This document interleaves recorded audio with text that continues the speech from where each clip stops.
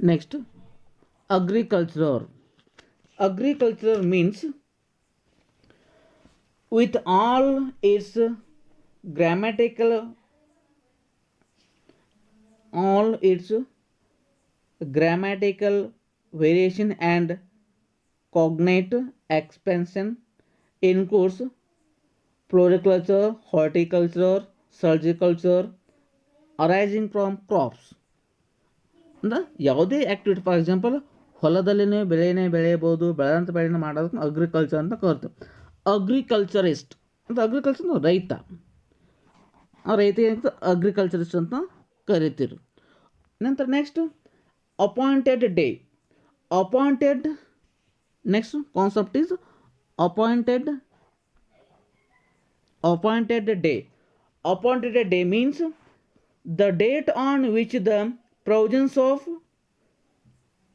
these act shall come into force.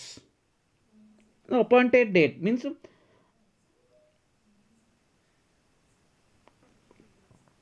next concept is assessment. Assessment means determination of the tax liability under this act and includes self assessment, reassessment, provisional assessment, summary assessment and best judgment assessment. ಅಂದ್ರೆ assessment verification ಮಾಡೋದು ಇರ್ತಕ್ಕಂಥ total value, ಅಂದ್ರೆ ಒಂದು ವರ್ಷದಲ್ಲಿ ನಿಮ್ದು ಎಷ್ಟು sales ಆಯಿತು, ಎಷ್ಟು ಟರ್ನ್ ಓವರ್ ಆಯಿತು, ಅದ್ರ ಬಗ್ಗೆ ಟೋಟಲ್ ಅಂದ್ರೆ ವೆರಿಫಿಕೇಶನ್ ಮಾಡೋಕೆ ಏನು ಕೇಳ್ತಾನೆ ಅಸೆಸ್ಮೆಂಟ್ ಅಂದ್ರೆ ಒಬ್ಬ ಟೋಟಲ್ ಉತ್ಪಾದಕ ಅಂದ್ರೆ ಒಬ್ಬ ಬಿಸ್ನೆಸ್ ಮ್ಯಾನ್ ಟೋಟಲ್ ವ್ಯಾಲ್ಯೂವನ್ನು ವೆರಿಫಿಕೇಶನ್ ಮಾಡೋಕೆ ಅಂತ ಅಸೆಸ್ಮೆಂಟ್ ಅಂತ ಕರಿತೀವಿ. ನಂತರ next chapter is exemption from GST. Next chapter is exemption from GST. ಅಂದರೆ ಎಕ್ಸಂಪ್ಷನ್ ಮೀನ್ಸ್ ನಿಲ್ ರೇಟ್. ಒಬ್ಬ ಉತ್ಪಾದನೆ ಮಾಡಿದಂಥ ವಸ್ತುವಿಗೆ ಯಾವುದೇ ರೀತಿಯಾದ ಟ್ಯಾಕ್ಸನ್ನು ಪೇ ಮಾಡೋಂಗಿಲ್ಲ, ಅದಕ್ಕೆ ನಾವು ಎಕ್ಸಂಪ್ಷನ್ಸ್ನ ಕರಿ. For example meaning if tax is not imposed on certain goods and services is known as exemption.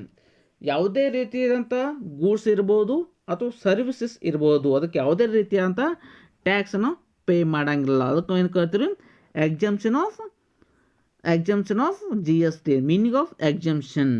ನಂತರ expended supply out of scope of suppliers, unregistered business, deemed business enterprises, government department, other public sector bodies, merit based exemptions, technical exemptions, immovable property and financial services. ಯಾವ ವಸ್ತುಗಳು exemption ಆಗಿರ್ತಾವೆ ಮತ್ತು ಯಾವ ಡಿಪಾರ್ಟ್ಮೆಂಟಿಗೆ ಸಂಬಂಧಪಟ್ಟ goods ಇರ್ಬೋದು, services exemption ಆಗುತ್ತೆ, ಅದ್ರ ಬಗ್ಗೆ ನಾವು ಸ್ಟಡಿ ಮಾಡ್ಕೋಬೇಕು. ಹೀಗಿದ್ದಾಗ ಎಕ್ಸಂಪ್ಟೆಡ್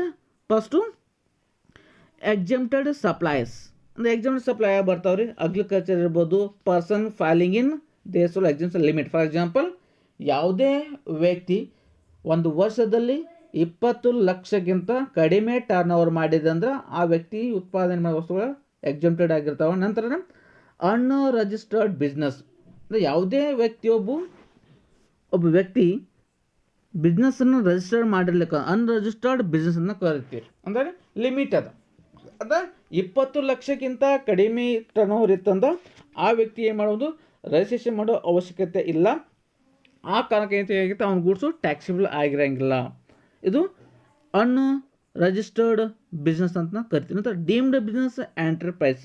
ಡೀಮ್ಡ್ ಬಿಸ್ನೆಸ್ ಎಂಟರ್ಪ್ರೈಸ್ ಅಂದ್ರೆ ಫಾರ್ ಎಕ್ಸಾಂಪಲ್ ಏನು ವ್ಯಕ್ತಿಲಿ ರಿಜಿಸ್ಟರ್ಡ್ ಇರುತ್ತೆ ಅಂದ್ರೆ ಬಿ ಏನು ಮಾಡ್ತಾನೆ ರೀ ಬಿಸ್ನೆಸ್ಸನ್ನು ನಡ್ಸ್ಕೊಂಡು ಹೋಗ್ತಾ ಅದಕ್ಕೆ ನಾವು ಡೀಮ್ಡ್ ಬಿಸ್ನೆಸ್ ಎಂಟರ್ಪ್ರೈಸ್ ಅಂತ ಕರಿತೀವಿ. ಫಾರ್ ಎಕ್ಸಾಂಪಲ್ ನಂತರ next government department of public sector bodies. Government department of the public sector bodies. For example, government department ಸಂಬಂಧಪಟ್ಟಂಥ services for example service by government of local authority, service by the reserve bank of India, service by foreign diplomatic machine located in India, service related to the cultivating of plant and rearing of all rearing all life forms of animals. The farm means agriculture activities. Farm means agriculture activities ಸಂಬಂಧಪಟ್ಟ for example agriculture activities for example ಯಾವ ಬರ್ತಾವೆ ರೀ ಹೈನುಗಾರಿಕೆ ಇರ್ಬೋದು, ಕೋಳಿ ಸಾಕಾಣಿಕೆ ಇರ್ಬೋದು, ಇವೆಲ್ಲ ಏನ್ರಿ ಫಾರ್ಮ್ ಆಕ್ಟಿವಿಟೀಸ್ ಅಂತ ಕರಿತೀವಿ. ಇವೆಲ್ಲ ಇದರಿಂದ ಇನ್ಕಮ್ ಅರ್ನ್ ಮಾಡಿದ್ರೆ ಏನಾಗಿರ್ತಾವೆ ಎಕ್ಸಮ್ಟೆಡ್ ಆಗಿರ್ತಾವೆ ರೀ. ಆ ಕಾರಣಕ್ಕೆ ಏನಿದೆ ಎಕ್ಸಮ್ಟೆಡ್ ಜಿ ಎಸ್ ಟಿ ಅಂತ ಇವಕ್ಕೆ ಯಾವುದೇ ರೀತಿಯಾದಂಥ ಏನಿರಲ್ಲ ರೀ ಟ್ಯಾಕ್ಸ್ ಇರಂಗಿಲ್ಲ. ನಂತರ next categories of exemption. First one is merit based exemption. Means merit based or merit based exemption is the exemption provided to the essential product like certain food items and other basic amenities of the maintaining the stability of the GST rate.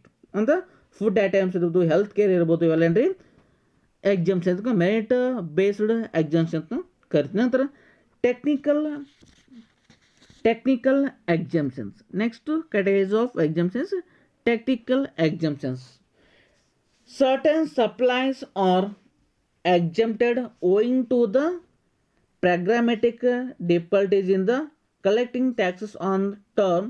The three types of technical exemption: supply relating the immovable property of financial services, intermediary pooling services like insurance and gambling. ಇವೆಲ್ಲಂದ್ರೆ technical based exemption ಅಂತ ಕರೀತೀವಿ. ನಂತರ next chapter is fourth chapter registration process in G S T. Registration process ಅಂದ್ರೆ ಇಂಡಿಯಾದಲ್ಲಿ ಪ್ರತಿಯೊಬ್ಬ ವ್ಯಕ್ತಿ ಬಿಸ್ನೆಸ್ಸನ್ನು ಮಾಡಬೇಕಾದ್ರೆ ಕಂಪಲ್ಸರಿ ಮಾಡ್ಕೋಬೇಕ್ರಿ ಜಿ ಎಸ್ ಟಿ ಪೋರ್ಟಲದಲ್ಲಿ ಅವೇನು ಮಾಡ್ಬೇಕ್ರಿ ರಿಜಿಸ್ಟರ್ಡ್ ಆಗಿರಬೇಕು. ಗೊತ್ತಾದ registration process of G S T. For example ನೀವು ನೋಡಿರಿ ನೀವು ಯಾವುದೇ ಒಂದು ಅಪ್ಲಿಕೇಶನ್ ಹಾಕಬೇಕಾ, ಫಾರ್ ಎಕ್ಸಾಂಪಲ್ ನೀವು ಯಾವುದೋ ಒಂದು ಜಾಬ್ ಇರ್ಬೋದು, ನಿಮ್ಮ ಕಾಲೇಜ್ ಒಂದು ಅಡ್ಮಿಷನ್ ಇದ್ದು ಅಪ್ಲಿಕೇಶನ್ ಹಾಕೋ ನಿಮ್ಮ ಪ್ರೊಸೆಸ್ ಅದ ಅಂದರೆ ಏನು ಮಾಡ್ತೀರಿ ಅಂದರೆ ಬೇಕಾದ್ರೆ ಡಾಕ್ಯುಮೆಂಟನ್ನ ಕಲೆಕ್ಟ್. ಫಾರ್ ಎಕ್ಸಾಂಪಲ್ ನಿಮ್ಮ ಫೋಟೋ ಇರ್ಬೋದು, ನಿಮ್ಮದೆಲ್ಲ ಸರ್ಟಿಫಿಕೇಟ್ ಇರ್ಬೋದು, ಎಲ್ಲ ಸರ್ಟಿಫಿಕೇಟ್ ಅಂತ ಏನು ಮಾಡ್ತೀರಿ ತೆಗೆದುಕೊಂಡು ಏನು ಮಾಡ್ತೀರಿ ಒಂದು ಆನ್ಲೈನ್ ಸೆಂಟ್ರಲ್ಲಿ ಹೋಗಿ ಯಾವ ಥರ ನೀವು ಪ್ರತಿಯೊಂದು ಇನ್ಫಾರ್ಮೇಷನ್ನ ಅಪ್ಲೋಡ್ ಮಾಡ್ತಿರಲ್ಲ ಅದೇ ಥರ ಏನು ಮಾಡ್ಕೋಬೇಕು ರಿಜಿಸ್ಟ್ರೇಷನ್ ಪ್ರೊಸೆಸನ್ನು ನಾವು ಮಾಡಬೇಕು. ಅದಕ್ಕೆ ನಾವು ರಿಜಿಸ್ಟ್ರೇಷನ್ ಅಂತ ಕರೀತೀರಿ. For example registration means